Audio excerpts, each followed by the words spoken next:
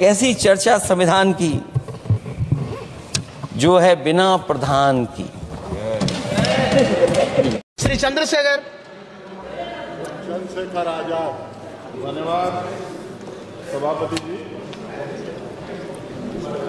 आज हम संविधान की गौरवशाली यात्रा पे जो 75 साल की बात कर रहे हैं, ये इनका काम है, मेरा नहीं। माइक। धन्यवाद सभापति जी। आगे सर, आगे आगे। आज हम संविधान की गौरवशाली यात्रा पे बात करने के लिए चर्चा कर रहे हैं। कल से ये चर्चा चल रही है सर। मैंने बहुत सारे दोनों पक्ष के और जितने भी हमारे मेंबर हैं सुना सर, उनको बड़े बड़े नेता हैं सर। इसके भाग 1 में लिखा हुआ है India that is Bharat, Hindustan नहीं लिखा हुआ है सर। लेकिन सारे नेता संविधान पे चर्चा कर रहे हैं, लेकिन हिंदुस्तान ही कहेंगे, भारत कहने की हिम्मत नहीं जुटा पा रहे। ये बड़ा सवाल है सर कि क्या संविधान के हिसाब से बात रखी जा रही है। मैं धन्यवाद दूंगा फूले साहू बाबा साहब अम्बेडकर को और मेरे नेता मान्यवर साहब श्री काशीराम को। 25 नवंबर 1949 को संविधान को सौंपते हुए डॉक्टर बाबा साहब अम्बेडकर ने कहा था कि 26 जनवरी 1950 को हम विरोधाभास भरे जीवन में प्रवेश करने जा रहे हैं। राजनीतिक जीवन में तो हमारे पास समानता होगी, लेकिन सामाजिक और आर्थिक जीवन में असमानता होगी। क्या ये चुनौती आज 75 साल बाद दूर हुई है? भारत ने 26 जनवरी 1950 को संविधान लागू होने के साथ खुद को एक संप्रभु लोकतांत्रिक और गणतांत्रिक राज्य होने का ऐलान किया। लेकिन सर उस समय संविधान की स्थिति ये थी कि जैसे गांव का कोई आदमी, मैं 50 की बात कर रहा हूं, वो 50 साल पहले शहर में आ जाता और बड़े लोगों की महफिल में चला जाता, उस जहां वो खाना खा रहे हो, और वो टेबल पे नैपकिन को खा के जो है कि कहता कि ये तो फीका, क्योंकि वो जानता ही नहीं था, वो समझता नहीं था संविधान को, संविधान है क्या। संविधान उसके लिए महज दस्तावेज था। ये जिम्मेदारी थी राजनीतिक दलों पे कि वो संविधान को व्यवहार में लेके आते। और इसके इतने सारे आर्टिकल हैं, अगर इनको व्यवहार में लाया जाता तो मुझे लगता कि आज देश बहुत बदल गया होता। बाबा साहब ने कहा था कि लोकतंत्र भारतीय भूमि का केवल ऊपरी पोशाक है, उनके अनुसार यहाँ की संस्कृति अनिवार्य तौर पर लोकतांत्रिक है।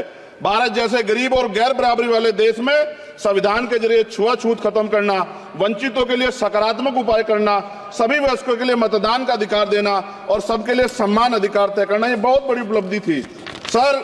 ये संविधान है कि आप वहां बैठे हैं और मैं यहाँ खड़ा होकर अपनी बात रख रहा हूं, और इस देश में आदिवासी महिला के तौर पे जो है राष्ट्रपति बनी है, और प्राइम मिनिस्टर तो नहीं बना, लेकिन शेड्यूल कास्ट के बड़े नेताओं को भी जो है राष्ट्रपति बनने का मौका मिला। इस संविधान की देन, अगर वोट हम पे नहीं होता तो शायद अमीर और जो राजा महाराजा खुद को मानते हैं हमारी गलियों तक नहीं आ पाते, हमारे हाल नहीं जान पाते। आजादी का मतलब सर सिर्फ अधिकार पाना भर नहीं है, इसके लिए हमारे संविधान में सरकार और नागरिकों के अधिकारों के शासन के कर्तव्यों का विस्तार से उल्लेख किया गया है। बाबा साहब ने संविधान सभा में दिए गए भाषण में कहा था कि स्वतंत्रता आनंद का विषय है, पर अब हमें अपनी जिम्मेदारियों पर भी ध्यान देना होगा। संविधान ने सुनिश्चित किया कि रानी के पेट से राजा जन्म नहीं लेगा, वोट से नेता तैयार होगा। आर्थिक बराबरी के लिए सरकार क्या कर रही है? गरीब और गरीब हो रहा है और अमीर हो रहा है। सुबह उठते कहीं बम की धमकी मिलती, कहीं दंगे की। ये अमृत काल है सर या धमकी काल है? कितना बढ़ रहा है आर्टिकल 15 सर। भारत में आज भी घोड़ी चढ़ने बैठते होती है। प्लीज सर, क्या दलितों को यहाँ भी बोलने का इजाजत नहीं? सर, अगर सबको 4 मिनट दे दो, मुझे दे दो। ये भेदभाव नहीं चलेगा दलितों के साथ। Time is 4 minute. Don't waste. भाई सर, आप चेक करो, अगर सबको 4 मिनट दिए तो आप मना करो, मैं बंद कर देता हूँ इसको। क्या दलितों को सबसे आखिरी में नंबर मिलेगा और बोलने का मौका मिलेगा? क्या मजाक कर रहे हैं सर आप? नो, ये all independent people are having only 4 minutes. You take. Sir, independent में अपनी पार्टी का मेंबर हूँ सर, और जीत के आया हूँ सर, किसी की दया में नहीं आया। Take 1 minute and finish. Sir, कल भी बोले तो एक दलीय पार्टी के लोग, आप मौका दो सर। मूछे रखने पर हत्या होती है, महिलाओं पे, छोटे मासूम बच्चों पर रेप हिंसा होती है। एनसीआरबी का डाटा देकर डर लगेगा। यही 1 किलोमीटर में संविधान को जला गया, और महाराष्ट्र के परभनी में अभी भी संविधान को नष्ट किया गया, उसकी कॉपी को।